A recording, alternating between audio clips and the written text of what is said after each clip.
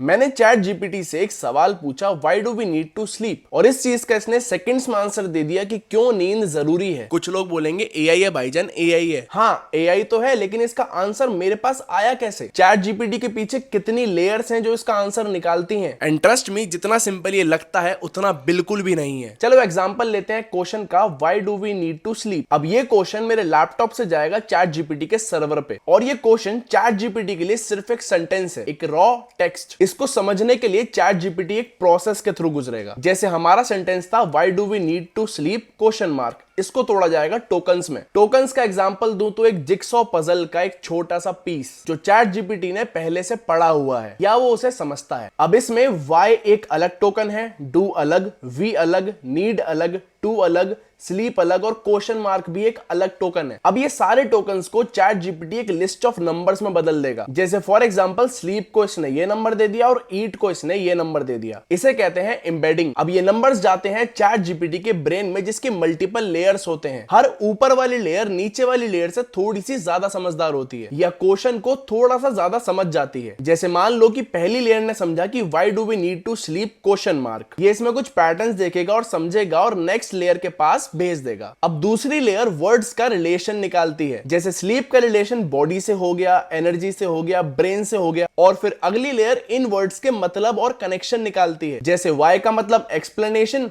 Sleep का मतलब rest, और नीड का मतलब रिक्वायरमेंट। और ये चीज मल्टीपल लेयर से गुजरती है और चैट जीपीटी समझता है कि इस पे लिखा क्या है और इसका आंसर क्या होना चाहिए। पर चैट जीपीटी इतने सिंपल तरीके से नहीं पढ़ता। जैसे हम पढ़ेंगे why do we need to sleep question mark, हम पढ़ते हैं लेफ्ट टू राइट, लेकिन हो सकता है कि चैट जीपीटी पढ़े व्हाई और नीड को एक साथ और स्लीप शब्द को कनेक्ट कर दे रेस्ट, बॉडी, एनर्जी और ब्रेन से। इसको कहते हैं अटेंशन। चैट जीपीटी कैसे वर्ड्स पे फोकस करता है। अब अगला स्टेप बहुत ही इंपॉर्टेंट है। अब चैट जीपीटी को यह पता है कि आपने क्या सवाल पूछा था, आपको क्या आंसर चाहिए और एक अच्छा आंसर कैसा दिखता है। और अब बस इसका काम बचा है अगला बेस्ट टोकन प्रिडिक्ट करना। जैसे मान लो इसने लिख लिया humans need to sleep because. अब बिकॉज के बाद इसमें मल्टीपल ऑप्शंस होंगे कि आगे मैं क्या लगाऊं, और ये इस वक्त बस इतना ही सोच रहा है, इसके आगे का ये नहीं सोचेगा। जैसे मान लो इस पे 4 ऑप्शन है, there, the, are, it. Are की प्रोबेबिलिटी है 0.40, द की प्रोबेबिलिटी है 0.30, देयर की प्रोबेबिलिटी है 0.20 और इट की प्रोबेबिलिटी है 0.10। तो ये